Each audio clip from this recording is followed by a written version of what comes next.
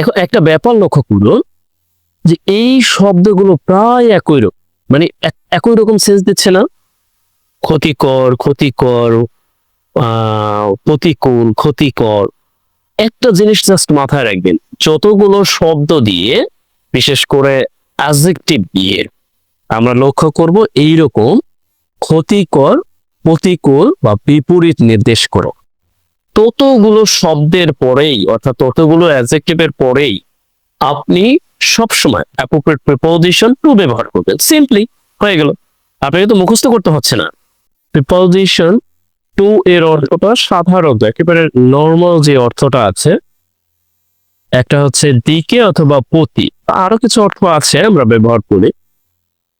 এখন এইটা কিন্তু এখানে অ্যাপ্লিকেবল হচ্ছে না, ঠিক আছে? মানে এই যে অ্যাপ্রোপ্রিয়েট প্রিপোজিশন গুলো আছে এই ক্ষেত্রে কিন্তু অ্যাপ্লিকেবল না। তার মানে আপনি যদি বলেন যে এই যে ক্ষতিকর, যেমন ধরেন ডিট্রিমেন্টাল টু, টু হোয়াট, মানে যে কোনো একটা ব্যাপার আমি বললাম যে ডিট্রিমেন্টাল টু এনভায়রনমেন্ট, অর্থাৎ এখানে অর্থটা দিচ্ছে কি দেখবেন, পরিবেশের জন্য ক্ষতিকর। কি পরিবেশের জন্য ক্ষতিকর? এখানে জাস্ট আমরা যদি বলি যে বিশেষ করে ডাম্পিং করা বা হোয়াটএভার, আমরা যদি বলি যে cutting trees, sorry to say, হ্যাঁ, কাটিং ট্রিজ অফ, আমরা কি বলতে পারি, ইজ ডেট্রিমেন্টাল। জাস্ট একটু বোঝার চেষ্টা করুন। আমি এখানে বলছি যে এই যে গাছ কেটে ফেলা, এটা হচ্ছে পরিবেশের জন্য ক্ষতিকর। দেখুন তো, আমি কিন্তু বলছি পরিবেশের জন্য ক্ষতিকর, কিন্তু প্রিপোজিশন কিন্তু টু। এখন আপনি যদি এখানে পর বসিয়ে দেন তাহলে কিন্তু অ্যাপ্রোপ্রিয়েট প্রিপোজিশন হিসেবে এটা ভুল হবে। এখন আপনি কিভাবে বুঝবেন, কিভাবে মনে রাখবেন যে আসলে কিভাবে মনে রাখা যায় যে এখানে কেন ফর না হয়ে টু হবে? দেখুন, এই ফর না হয়ে কেন টু হবে, আমার মনে হয় এটা নিয়ে গবেষণা না করে আমরা আরেকটি ব্যাপার একটু ভালোভাবে রপ্ত করতে পারি।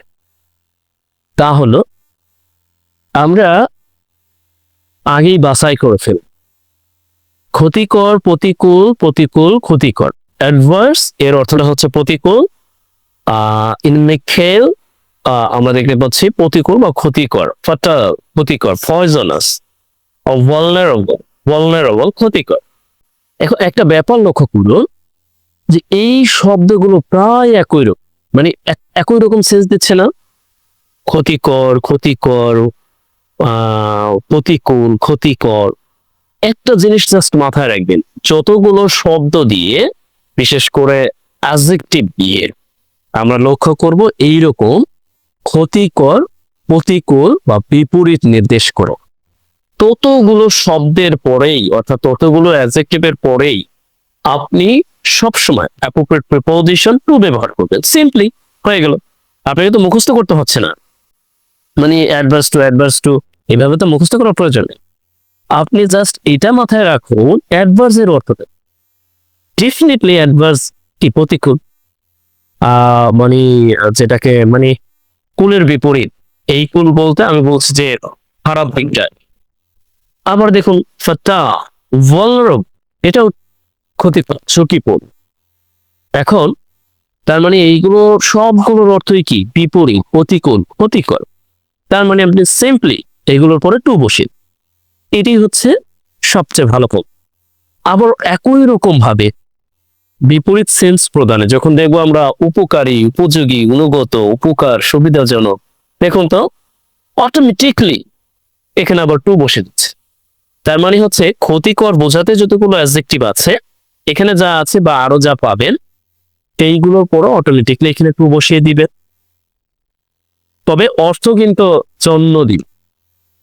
যেমন ভালনারেবল টু, যেমন আমি যদি বলি এই যে smoking or drug smuggling or আমরা যেটা দেখতে পাচ্ছি পলিটিক্যাল টার্মোয়েল অর টেনশনস, আপনি কি বলতে পারেন? এটা আমাদের দেশের জন্য কি ঝুঁকিপূর্ণ, দা হোয়াটএভার আপনি যদি এই সেন্সে বলেন, তার মানে এখানে কিন্তু আপনি ফর ব্যবহার করতে পারছেন না, এটা অ্যাপ্রোপ্রিয়েট সেন্স প্রদান।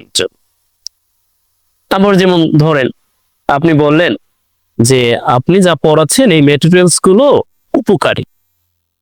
এখন আপনাকে এটা মাথায় রাখতে হবে, উপকারী, উপযোগী, অনুগত, উপকার, সুবিধাজনক, এইগুলো যখনই আপনি পাবেন তখন আপনি টু বসিয়ে দিন। ঠিক তেমনি ভাবে আপনি যদি বলেন যে এই মেটেরিয়ালস গুলো, কি ম্যাটেরিয়ালস, এই স্টাডি ম্যাটেরিয়ালস গুলো না লিখে দিলেও হয়, স্টাডি ম্যাটেরিয়ালস গুলো আপনি বললেন যে এগুলো উপকারী, কন্ডুসিভ, আপনি বললেন যে এখন কি দিবেন, ধরেন এখানে আমি দিলাম আস, অথবা আমি বললাম যে স্টুডেন্টস। এখন আপনি যদি বলেন যে এটা স্টুডেন্টদের জন্য উপকারী, তার মানে এখানে তো একটা প্রিপোজিশন ফর হবে, তাহলে কিন্তু ভুল হয়ে যাবে। তার মানে কি, আপনি এটা কিভাবে মনে রাখবেন? মনে রাখার হচ্ছে সবচেয়ে উত্তম পন্থা, আপনি মাথায় রাখবেন এটা উপকারী বোঝাচ্ছে, এটা উপযোগী বোঝাচ্ছে, অনুগত বোঝাচ্ছে, উপকার বোঝাচ্ছে, সুবিধাজনক বোঝাচ্ছে, প্রিয় বোঝাচ্ছে, প্রায় কাছাকাছি সুবিধাজনক বোঝাচ্ছে।